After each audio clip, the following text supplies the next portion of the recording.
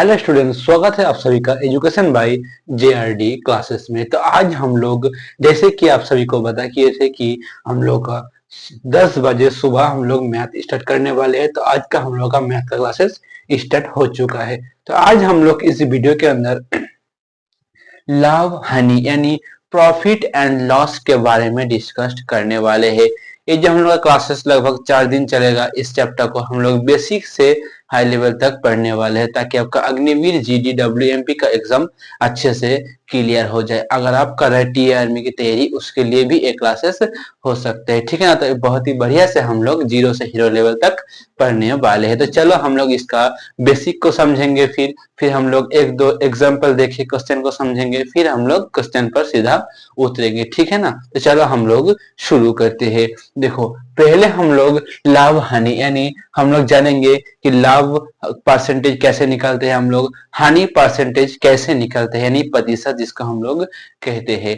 तो हम लोग जो मैथ करेंगे वो बिल्कुल दो फॉर्मेट से हम लोग करने वाले हैं। ज्यादातर हम लोग लॉजिकली फॉर्मेट से करेंगे और थोड़ा बहुत हम लोग फॉर्मूला फॉर्मेट से करेंगे, क्योंकि फॉर्मूला फॉर्मेट से आपका लॉन्ग होगा, यानी शॉर्ट्स में हम लोग आंसर नहीं निकाल सकते, और जो लॉजिकल हम लोग का रहेगा उसमें आपको शॉर्ट में हम लोग ज्यादातर निकाल सकते हैं, ठीक है ना। चलो हम लोग शुरू करते हैं।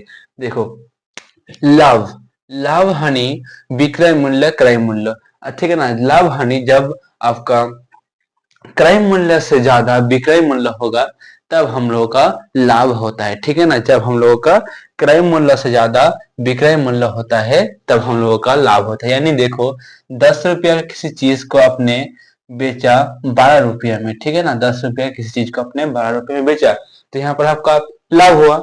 अगर देखो, अब किसी चीज को 12 रुपया में खरीदा और 10 रुपये में बेचा, तो क्या हुआ, ये आपका हानि हुआ, ठीक है ना।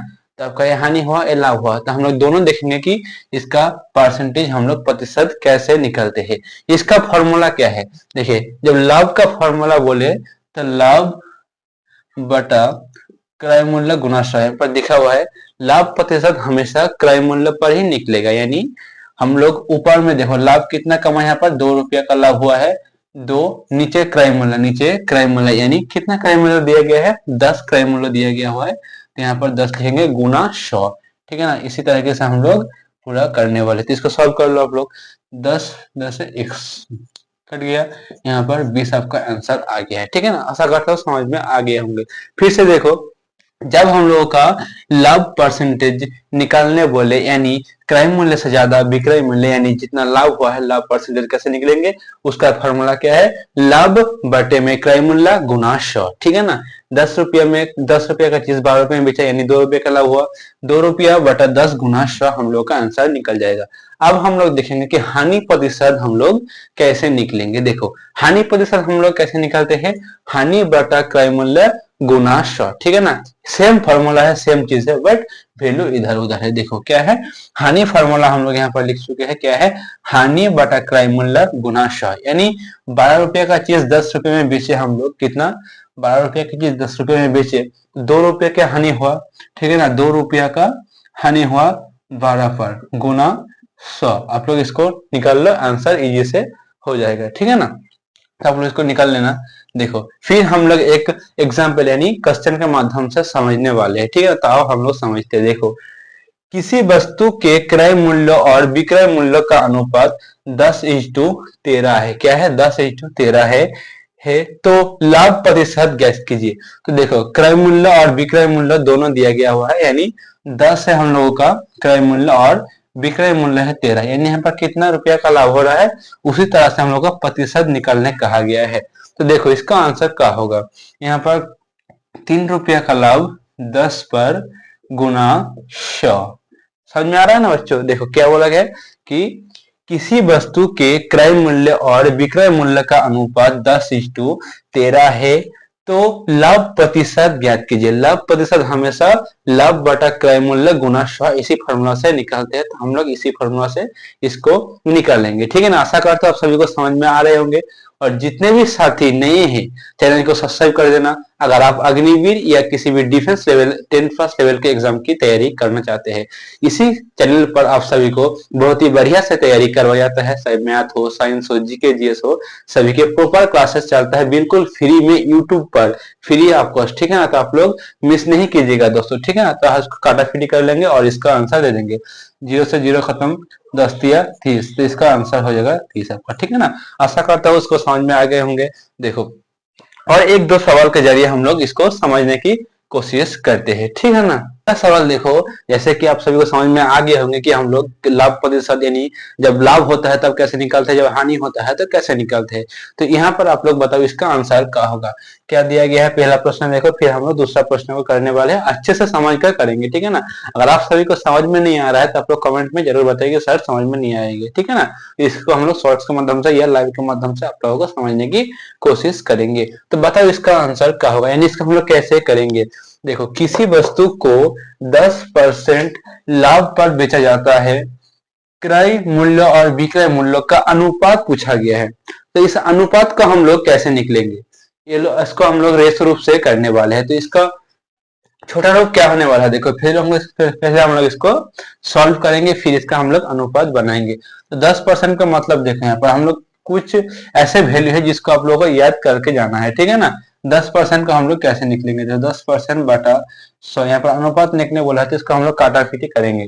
10 एकम 10, 10 10 से 100, तो इसका आंसर है 1/10।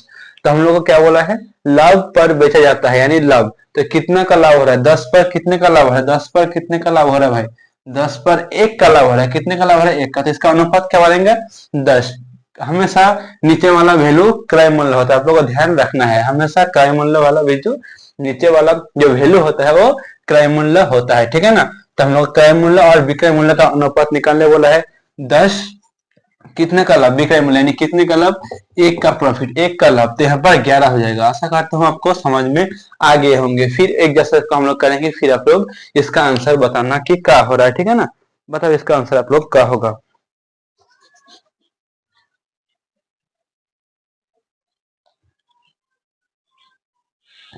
25%। बताओ इसका आंसर क्या होने वाला है दोस्तों, ऑप्शन देंगे, बताओ बिना ऑप्शन से आप लोग पहले करने की कोशिश करो और कमेंट में जरूर बताना कि इसका आंसर क्या हो, ठीक है ना। देखो फिर हम लोग इसको करेंगे। देखो कैसे निकलेंगे, 25% का मतलब इनकी इसका छोटा रूप क्या होता है, आप सभी को छोटा रूप याद रखना है, ठीक है ना, क्योंकि इसका छोटा रूप आपका एग्जाम में बहुत ही बढ़िया से मदद करने वाला है। तो छोटा रूप निकालना आपको सिखा दिया हमें, तो आप लोग इसका ही एक टेबल बना लेना छोटा रूप का और याद कर लेना, ठीक है ना। जैसे फटक से आप लोग 2 सेकंड में आंसर करना होगा आपको, ठीक है ना, 2 सेकंड में आपको आंसर देना होगा। देखो 25% हम लोग कैसे निकलेंगे, 25 बटे में 100, यानी परसेंटेज हटेगा तो बटे में 100 होगा, 25 चौका 100, कितना हो जाए 1/4।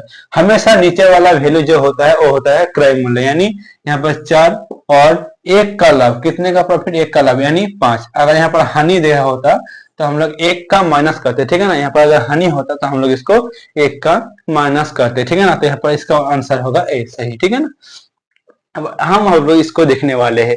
किसी वस्तु को 100 रुपया में खरीदा जाता है तथा 110 रुपया में बेचा जाता है, तो इसका लाभ प्रतिशत क्या होगा भाई, बताओ इसका लाभ प्रतिशत क्या होगा। कैसे निकालते हैं हम लोग, हमेशा मैं बार बार कह रहा हूं कि हमेशा हम लोग क्रय मूल्य को नीचे रखेंगे, लाभ कितना हुआ देखेंगे, फिर गुने में 100 और हम लोग का आंसर निकल जाएंगे, ठीक है ना। देखो 10 यानी कितना लाभ हो रहा है, 10 का लाभ हो रहा है। यहाँ पर क्रय मूल्य क्या है, क्रय मूल्य है और ये है विक्रय मूल्य, विक्रय मूल्य दिया गया 1, 10, ठीक है ना। कितना का लाभ, 10 का लाभ हो रहा है, कितने का लाभ, 10 का लाभ, कितने का लाभ हो रहा है, 10 का लाभ। 10 क्रय मूल्य नीचे 100 गुना में 100, तो इसका आंसर क्या होगा, देखो 100 खत्म हो गया, यानी इसका आंसर 10%। आशा करता हूं आपको समझ में आ गए होंगे।